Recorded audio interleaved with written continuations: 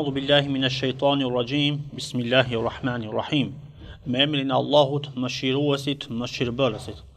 Allahun e falenderojmë, prej tij falje, ndihmë, udhëzim dhe shpëtim kërkojmë. Salavatat dhe selamet qofshin për edukatorin e njerëzimit, mëshirën për mbar botrat, selamet qofshin për familjen e tij të pastër, shokët e tij besnik dhe mbi gjithë ata që e ndjekin dhe do ta ndjekin rrugën e pejgamberit sallallahu ta'ala alaihi wasallam deri në ditën e Kiametit. Të nderuar ju teleshikues të TV Muftinis dhe ndëgjues të Radio Vatit, jeni në valët 88.4 të Radio Vatit në emisionin fetar Këshilla e Xumas, që emetohet çdo të premte para namazit të xumas. Unë, udhëheqësi i emisionit Irfan Sulejmani, referent në Muftinin e Shkupit, ju përshëndes me përshëndetjen e ngrohtë islame. Assalamu alaikum wa rahmatullahi wa barakatuh. Paqja, mëshira dhe begatit e Allahut qofshin mbi të gjithë ju. Mysafir të sotëm kemi hoxhën e nderuar Ishak Efendit Qilafi, imam dhe hatip në xhamin e fshatit Shishov. Hoxhë nderuar, mirë se erdhët në emisionin ton të radhës Këshilla e Xumas. Mirë si u gjeta, është nder dhe krenari që sot të jem me ju. Tema e sotme që do të elaborojmë së bashku me hoxhën e nderuar është hijreti. Hoxhë nderuar, pasi që na kemi hyrë tash në vitin e ri hijri 1448 dhe këtu së bashku të flasim diçka në lidhje me hijretin. Si për fillim, çka do të thotë fjala hijret dhe çfarë rëndësie ka në Islam? Gjithsesi. Elhamdulillahi rabbil alamin. Wassalatu wassalamu ala sayyidil anbiya'i wal mursalin. الصادق الوعد الأمين نبينا محمد وعلى آله وصحبه أجمعين. يقول الله سبحانه وتعالى في كتابه الكريم بعد أعوذ بالله من الشيطان الرجيم بسم الله الرحمن الرحيم إن الذين آمنوا وهاجروا وجاهدوا بأموالهم وأنفسهم في سبيل الله إلى الآخر الآية صدق الله العظيم. Falënderimet, lavdërimet I takojnë në çdo kohë, në çdo vend, në çdo situatë, Allahu të madhërisëm, Allahu xhalla xhelalu, krijuesit ton, krijuesit të kësaj gjësie. Allahun e falenderojmë, prej tij ndihmë dhe falje kërkojmë. Përshëndetjet tona, salavatet tona në këtë ditë të xumas ja dërgojmë, ja adresojmë të dërguarit ton të dashur profetit Muhammed Mustafa alayhi salatu wasalam. Familjes së tij fisnike, shokëve të tij besnik dhe gjithë ata besimtarë dhe besimtare që e ndoqën, e ndjekin dhe vazhdojnë të ndjekin deri në ditën e gjykimit.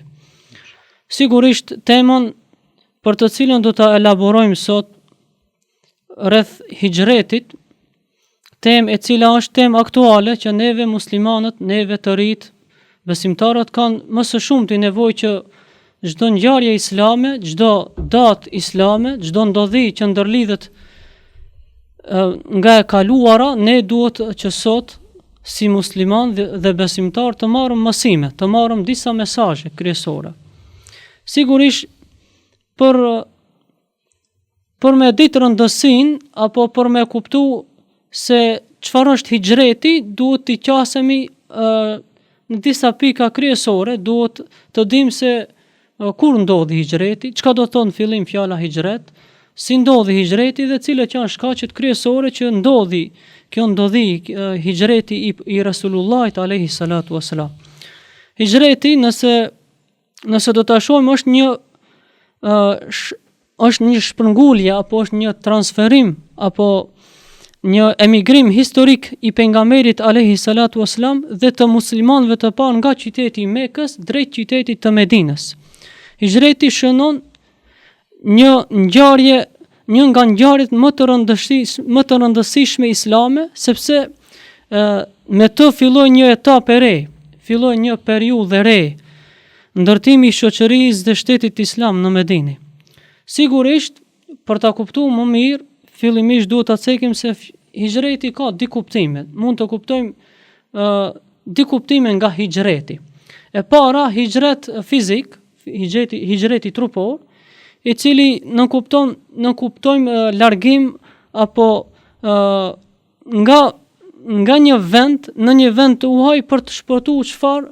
Për të shpëtuar jetën, besimin, fenë, familjen, pra për të shpëtuar nga tortura. Kjo është hijret fizik, ndërsa hijret në kuptimin shpirtëror apo në kuptimin më të thellë do thot braktisje, largim nga e keqja, apo braktisja e të këqijave, braktisja e mëkateve, gjunaheve, veseve, braktisja e tekeve. Këto janë di kuptime.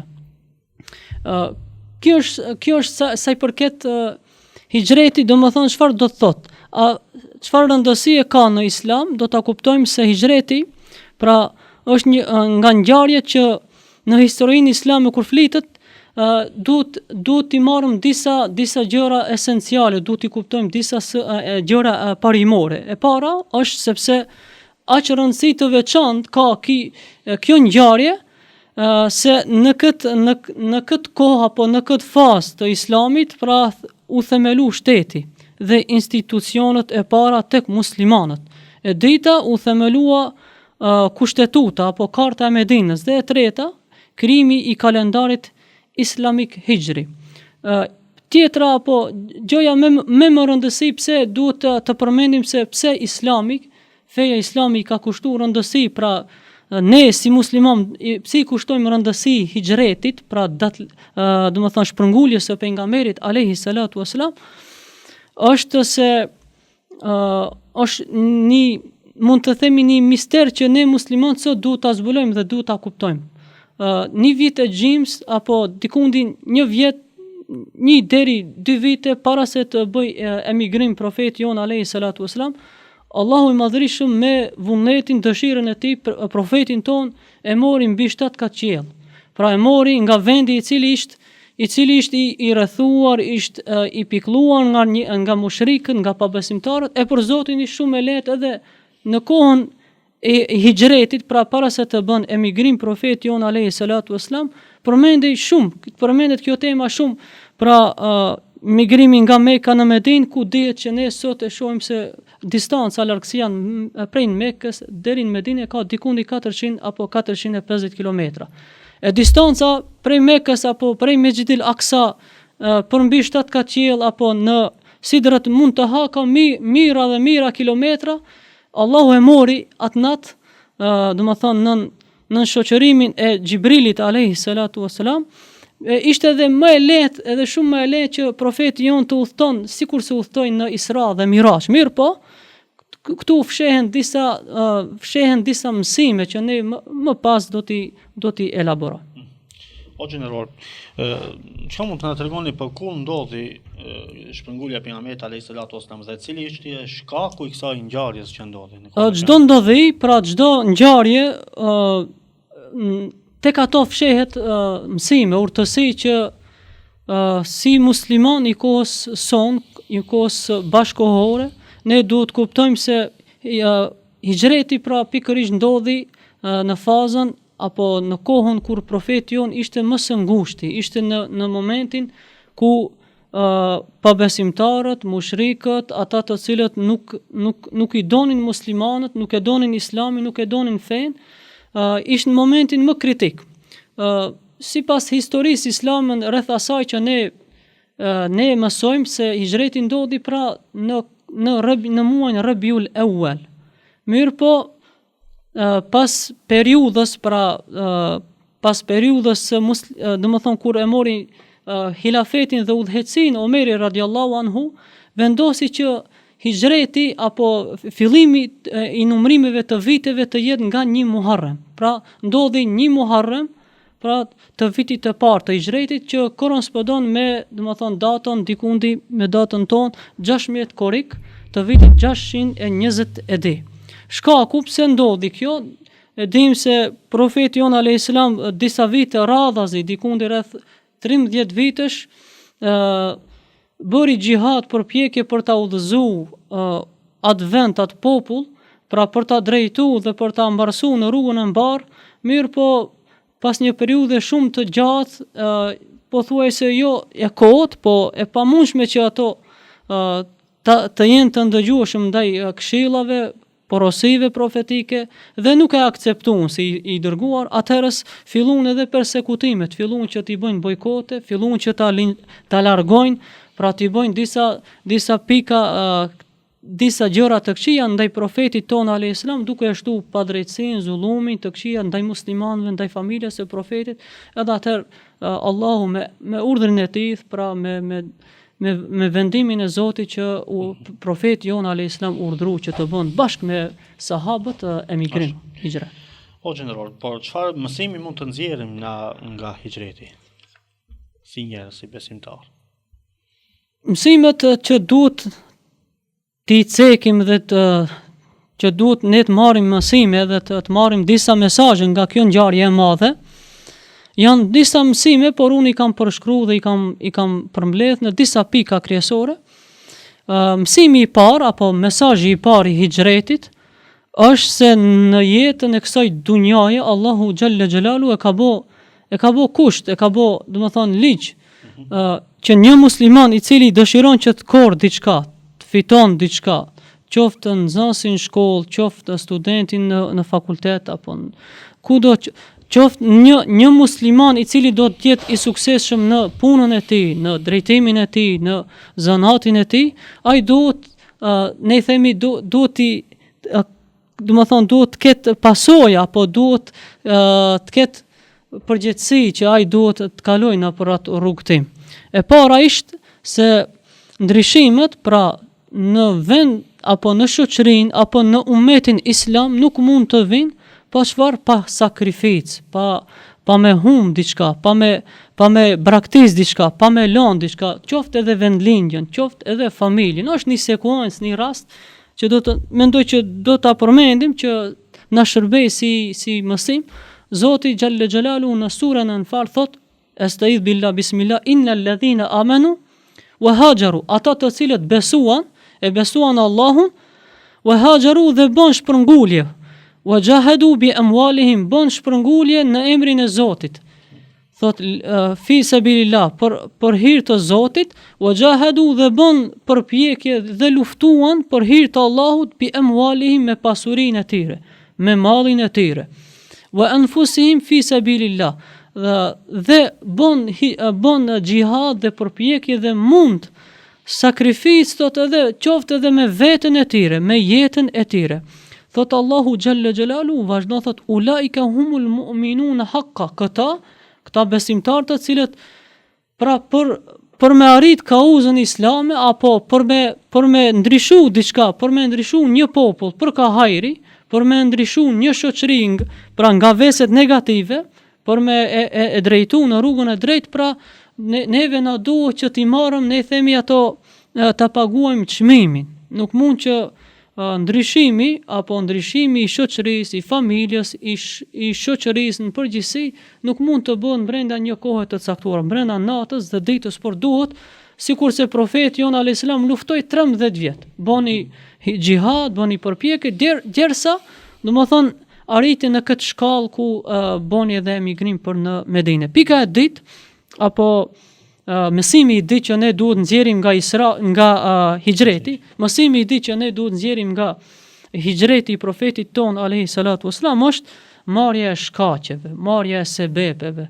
Nuk lejohet nuk mund të jetoj unë me atë pretekstin se jam musliman edhe se Zoti ka me ma çu një mundësi, apo Allahu ka me ma qel një rrugë, një derë, po jo asesi. Profeti jon alayhi salatu wasalam para se të bën hijret, ai bëri disa programe, bëri disa planifikime, organizoi rrugën se ku ka do të shkoj, e mori me vete shokun më të ndershëm, shokun më të besueshëm, Ebu Bekër es-Sidikun, i cili e shoqëroi profetin ton alayhi salatu wasalam. Mësimi që neve duhet marrim sot ishte shumë e lehtë për Allahun xhalla xhelalu që profetin e tij pra ta merr nga Mekka dhe ta dërgon, ta transferon pra për në Medinë, shumë lehtë, brenda disa çasteve apo brenda disa minutave, por për të na tregu neve muslimanëve, për me na tregu ummetit tij, për me tregu se për me arrit diçka, për me ndryshu diçka, apo për me bë diçka të hajrit, duhet që ti marrësh shkakun, sebepet. Si profet na tregon neve se kur profeti i jon i dashur alayhi salatu wasalam i mori shkaqet, e mori drejtimin pra për Kataifi, pastaj u drejtu në rrugën për në Medinë, u fshehën në shpellën Thaur 3 ditë radhasi, e paguan një njeri i cili do t'ua udhëheq udhtimin, do t'ua tregon udhtimin, pra që t'i hikin, gjurmëve apo që mos t'i vërejnë pa besimtarët edhe t'i kapin. Kjo është sekuenca që duhet desha të ndaj me ju për ndëgjuesit, është që tregohet historia Ummu Seleme, një nga trimreshat, burneshat e asaj kohe në kohën e Resulullahit, pasi që e përqafoi Islamin, e pranoi Islamin bashkë me bashkëshortin e tij dhe familjen. Në ditën kur morën rrugën që të bëjnë emigrim, familja e Ummu Selemes i dolën në rrugë, i dolën në prit burrit pra Ummu Selemes, edhe nga arroganca, çfarë bën ato, ju hodhën me sulm Ebu Selemes që t'i ndajnë, pra t'i braktisin njëri me tjetrin, me prektesin se kjo është familja jonë, kjo është nipi jon, kjo është, domethënë, bija jon, nuk ke drejt që ti ta marrësh me vete për në Medinë. Dashuria e flakt e Ummu Selemes që t'i bashkangjitet muslimanëve, pra që ta shpëton fen, familjen, birin dhe bashkë me bashortin, ajo vendosi diçka e cila sot duhet përmendet kjo ngjarje. Nga vendoshmëria e madhe që kishte, Ebu Selemes i tha bashortit të vet, tha vazhdo për hir të Zotit, vazhdo rrugës bashkangjitju profetit Muhammedit alayhi salatu wasalam, gjersa duke e ngreh për krahu edhe Ummu Seleme dhe birin e saj, thuhet që edhe krahun e Ummu Selemes, të birit Ummu Selemes, ja shkin apo ja nxorën nga vendi. Mirë po ajo nuk u friksu dhe nuk u dorëzu as pak, gjersa i tha burrit të saj vazhdo bashkangjitju profetit ton alayhi salatu wasalam. O general, pasi që jemi në minutët e fundit të emisionit, kisha dashur të parashoj edhe një pyetje, si duhet jetë hijreti në kohën tonë aktuale? Duke u nisur nga fakti se në atë kohë kishte hijret edhe fizik, hijret kishte me të gjitha mjetët e mundshme që kishin dhe posedonin muslimanët. Në atë kohë ishte hijret, domethënë edhe shpëtimi nga tortura, lufta, nga vuqjet, pra ishte një hijret i cili dalloi të bardhën nga e zeza. U dallua e vërteta nga e pavërteta. Filluan që ndërtohen rrënjët e civilizimit islam.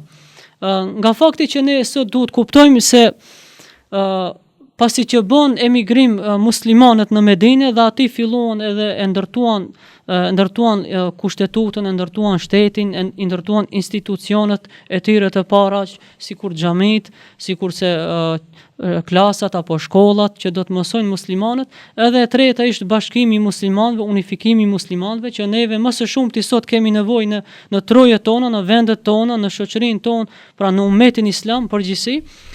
Profeti jon alayhi salatu wasalam mbas disa vitesh shumë shkurt, kur u çliru, pra pasi që u çliru Mekka, e tha një porosi të madhe që neve sot të rit muslimanët dhe muslimanët duhet ta kenë në mendjen e tyre, në zemrën e tyre, ku tha la hijrata ba'da al-fath walakin jihadun wa niyyatun. Profeti jon alayhi salatu wasalam tha nuk ka me pas më hijret dhe shprëngulje pas çlirimit. Por tha do të ketë mund, do të ketë angazhim, do të ketë përpjekje, do të ketë organizim, do të ketë luftë, pra me fjalë, do të ketë luftë me bindje, do të ketë luftë me mendje, me ideologji. Profeti jon alayhi salatu wasalam vazhdoi tha el mujahidu man jahada nafsahu. Por se thot xhihadi i vërtet është ai i cili e lufton egon e tij, nefsin e tij, fi ta'atillah, në nënshtrimin dhe në bindjen ndaj Allahut xhalla xhelaluhu. Pastaj vazhdoi tha wal muhajiru man hajara ma naha Allahu anhu. Ndërsa xhihadi i vërtet, pra ajo që ne duhet kuptojmë cili duhet jetë hijreti i jon sot, i kohës tonë, është hijreti shpirtëror moral i pari. Hijreti pra shpirtëror moral. Ajo që i takon është Hijreti shpirtëror thot është braktisja e të keqes, mëkateve, braktisja e veseve, ignorancës, për të ecur drejt dijes, drejt përparimit, drejt zhvillimit, drejt bashkëpunimit me njëri tjetrin. Kjo është gjihadi apo kjo është hijreti, emigrimi i kohës son aktuale. Nga kjo mund të kuptojmë se hijreti jon i vërtet në këtë kohë duhet të jetë pra largimi nga kush, nga gënjeshtra, nga thashethemet, nga xhelozia, nga inatet që neve i kemi ndaj njëri tjetrit, nga egoizmi drejt sinqeritetit, pastërtisë së shpirtit, drejt faljes pra ndaj njëri tjetrit, drejt respektit dhe dashurisë me njëri tjetrin. Edhe e dyta është hijreti intelektual, është hijreti i dijes. Nga ignoranca tek dija, arsimi dhe zhvillimi që neve duhet ta kemi si ummet sot. Hijreti pa nga pasiviteti te produktiviteti, pra largimi nga që muslimani sot duhet largohet nga dembelizmi, të rije hazër, të pret nga dikush tjetër. Punët, t'i bëje dikush tjetër ai të pushoje. Humbja pra e kohës pa vlerë, duke e bë antar pra drejt një muslimani që duke u bë antar i një familje të dobishme, apo në rrethin dhe shoqërinë e dobishme. Dhe treta apo hijreti jon i kohës së sotit duhet jetë pra hijreti nga shoqëria e keqe drejt një shoqërie pozitive, drejt një shoqërie e cila e do të mirën, të mbarën, hajrin, pra distancimi nga ambientet ku promovohet degenerimi, largimi nga vendet ku ka dhunë apo ligësi dhe afrimi me njerëzit që rrisin apo i ngren lart vlerat morale, vlerat e fesë dhe e ruajnë dhe i shtyjnë drejt pra njerëzit muslimanët të rinj, të rejat, pra i shtyjnë drejt vlerave morale, drejt vlerave të mira.